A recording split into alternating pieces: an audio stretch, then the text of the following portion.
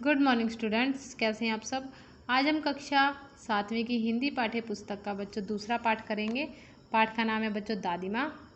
बच्चों ये पाठ हम पहले भी पढ़ चुके हैं, ठीक है बच्चों। तो आज इस पाठ की दोहराई ही हो रही है। तो बच्चों इस पाठ में दादी माँ, पाठ का नाम है दादी माँ। तो बच्चों दादी माँ के बारे में बात हो रही है कि दादी माँ कैसी थी। इसमें लेखक बताते कि उनकी दादी माँ कैसी थी। तो बच्चों इसमें लेखक बताते कि जो दादी माँ हैं वो बहुत अच्छी थी, क्योंकि जब लेखक बीमार हुआ तो वो दादी माँ है जो लेखक का बहुत ध्यान रखा करती थी, बार बार उनके पास आती थी। कभी दालचीनी का लेप लगाती थी, कभी अदृश्य शक्तिधारी चबूतरे की मिट्टी जो उनके मुंह में डालती थी, माथे पर लगाती थी। जो बच्चों दादी माँ है, गांव में कोई भी बीमार होता था तो उसके पास जाकर बैठ जाती थी, उसका हाथ दबाकर देखने लगती थी, माथा छूकर देखती थी कि इसे क्या कोई बीमारी तो नहीं। अगर उसे कोई बीमारी होती थी तो उसका घरेलू इलाज करती थी। बच्चों इस पाठ में लेखक बताते हैं कि जो किशन भैया हैं उनके शादी का समय होता है और दादी माँ है जो बहुत खुश हुआ होती हैं, वह बहुत व्यस्त भी रहती हैं काम में। तो बच्चों इसमें लेखक बताते हैं कि एक बार जब वो आ रहे थे घर, तो उन्होंने घर के बाहर देखा कि दादी माँ किसी पर गुस्सा हो रही थी। तो जब लेखक ने पास आकर देखा तो वो रामी की चाची थी जिन पर वे गुस्सा हो रही थी। वे रामी की चाची को बोल रहे थे दादी माँ कि जब पैसे मांगने थे तब तो तुम आ गई थी बहुत जल्दी, अब पैसे देने की बारी आई है तो तुम कहती हो कि फसल पर दूंगी, फसल पर दूंगी। तो जो बच्चों रामी की चाची हैं वो बोलती हैं रोती हुई कि मालकिन अगली बार मैं पक्का दे दूंगी, बेटी की शादी है, अगर आप दया नहीं करेंगी तो मुझ जैसी बेचारी पर कौन दया करेगा। तो जो लेखक है वो कहते हैं कि जब मैं दादी माँ के पास गया तो दादी माँ को बोला कि दादी माँ रहने दो, जाने दो। तो दादी माँ लेखक को बोल देती हैं चल चल बड़ा आया मुझे समझाने वाला। तो जो लेखक है वो अंदर चले जाते हैं और काफ़ी दिन बीत जाते हैं बच्चों इस बात को। तो एक दिन जब दादी माँ और लेखक रास्ते में जा रहे थे तो उन्हें रामी की चाची मिलती है। दादी को देखकर वो बोलती हैं पूतो फलो दूधो नहाओ का आशीर्वाद देती हैं।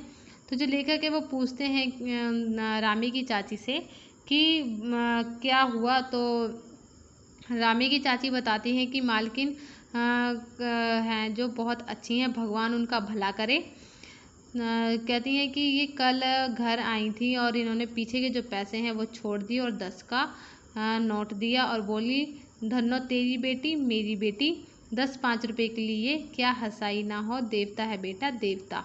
तो बच्चों इस पाठ में जो लेखक है वो बताते हैं कि जो किशन भैया के विवाह का दिन था, उस दिन बच्चों विवाह के जब 4-5 दिन रह जाते हैं तब घर में गीत गाने शुरू हो जाते हैं। और जिस दिन विवाह का दिन था तो बारात में लेखक नहीं जा पाते और उनका जो ममेरा भाई है राघव वो भी नहीं जा पाता। ठीक है बच्चों, लेखक बीमार होता है तो दादी माँ के पास ही जाकर बैठ जाता है। और जब गीत गाना शुरू होता है रात के समय तो वो औरतें हैं वो दादी माँ पर गुस्सा होती है। तो दादी माँ कहती है बच्चों से क्या पर्दा। लेकिन लेखक कहते हैं कि उनके गाने सुनकर मुझे बहुत हंसी आ रही थी। और बच्चों इसमें लेखक बताते हैं कि जो देवू की माँ है वो चादर खींच देती हैं और जो दादी देवू की माँ पर गुस्सा हो जाती हैं, उस वहाँ पर हाथापाई शुरू हो जाती है। और फिर अगली सुबह लेखक कहते हैं जब मैं जाता हूँ तो देवू की माँ मुझे देखकर बोलती हैं ये कल वाला बच्चा है भाभी। तो जो लेखक हैं वो दादी माँ के पास जाकर खड़े हो जाते हैं।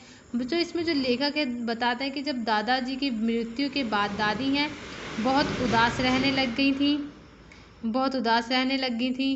क्योंकि जो दादाजी हैं उन्होंने उन्हें दादी को धोखा दिया था और जो उनके दोस्त हैं दादाजी के उन्होंने मिलकर घर की जो संपत्ति है वो खर्च कर दी थी काफ़ी सारी जुए में। और जब दादाजी का श्राद्ध होता है तो दादी माँ लेखक के पिता को मना करती हैं कि फालतू खर्चा नहीं करना, लेकिन जो लेखक के पिता हैं वो बहुत ज़्यादा खर्च कर देते हैं पैसे। बच्चों इसमें माँ के दिन पे जो दादी हैं वो एक कमरे में आकर बैठ जाती हैं चुपचाप। तो लेखक उनके पास जाते हैं, देखते हैं और उनसे बात करते हैं। तो दादी माँ उनसे कहती हैं लेखक से पूछ क्या पूछना है। तो लेखक पूछता है तुम रो रही थी। तो दादी माँ मुस्कुराते हुए बोलती पागल तूने खाना खाया कि नहीं। फिर जो दादी माँ कहती धोती बदल कर आती हैं और लेखक को रसोई में ले जाती हैं, खाना देती हैं। लेखक देखते हैं कि सामने चारपाई पर पिताजी और किशन भैया दोनों बैठे हुए हैं, आपस में बात कर रहे हैं। और जो दादी माँ है वो पिताजी के माथे पर हाथ फेरती हुई बोलती है, मैं हूँ ना अभी। तो वह संदूक खो जाती हैं, संदूक को खोलती हैं और चमकती सी चीज़ निकालती हैं और आती हैं, कहती हैं, तेरे दादा ने ये मुझे कंगन इसी दिन के लिए पहनाया था। उनका जो पिताजी जो फिर ये देखते हैं तो सबका गला भर आता है। कहते हैं कि ये उन्होंने बहुत सहेज कर मतलब संभाल कर रखा है, ये उनके वंश की निशानी है। तो उन्होंने आंसू पोंछकर कहा, पुराने लोग आगा पीछा सब सोच लेते हैं बेटा।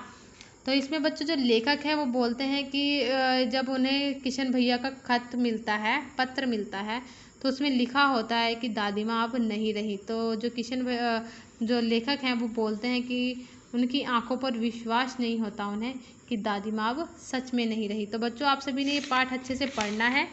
मैं लाइव क्लास में किसी बच्चे से कुछ भी पूछ सकती हूँ। उसके बाद है बच्चों शुद्ध लेख। यहाँ पर 14 मैंने शुद्ध लेख लिखे हुए हैं, 12 शब्दार्थ लिखे हुए हैं बच्चों। उसके बाद है 6 वाक्य बनाओ। बच्चों ये सभी भी आपने याद करने हैं। उसके बाद प्रश्न उत्तर हैं बच्चों, यहाँ पर 3 प्रश्न उत्तर लिखे हुए हैं मैंने।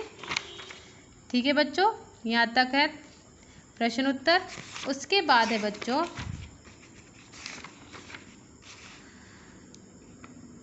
आप सभी ने यहाँ पर बच्चों मैंने शब्दार्थ, वाक्य बनाओ, छोटे प्रश्न, बड़े प्रश्न ये लिखे हुए हैं। शब्दार्थ 2 लिखे हुए हैं, वाक्य 2 लिखे हुए हैं। छोटे प्रश्न बच्चों मैंने 4 लिखे हुए हैं, जो कि किताब में से ढूंढ के आप सभी ने इसका उत्तर लिखना है।